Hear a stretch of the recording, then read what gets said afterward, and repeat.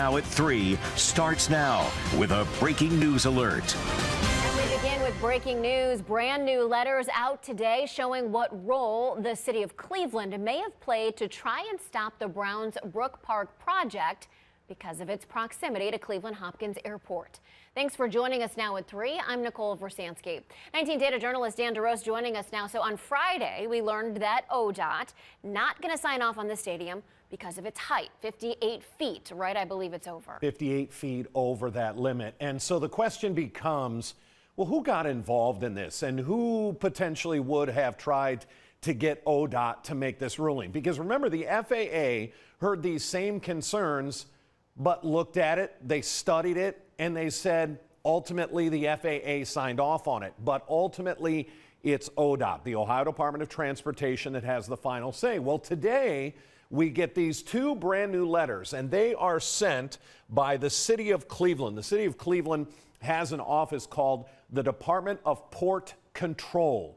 That's who oversees Cleveland Hopkins. They are in charge of Cleveland Hopkins. So, of course, the director of Port Control sends this letter back on March 24th of this year. Keep in mind, the Browns had been working with the FAA way back into 2024.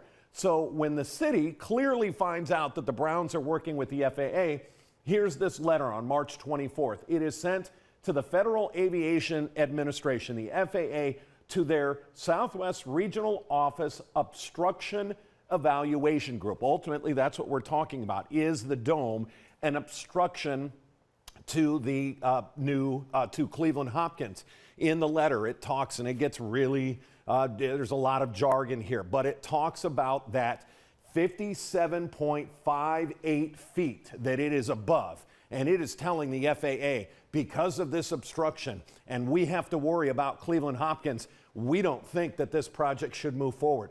They not only send it to the FAA, here's the exact same letter, word for word, sent to the ODOT Office of Aviation. Again, going over all the reasons they think that this project should not move forward. Well, of course, the city of Cleveland doesn't want this project to move forward. The director of this office, was appointed by Justin Bibb 2 years ago. So, of course, he's going to send these letters. We know what happened. The FAA gave it the green light. ODOT gave it a red light. So this is just sort of a smoking gun of who's been involved of trying to get this project shut down.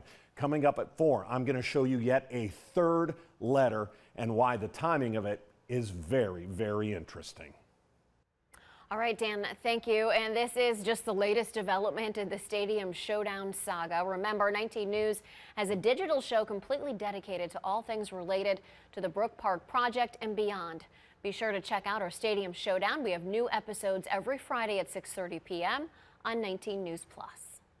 Now you're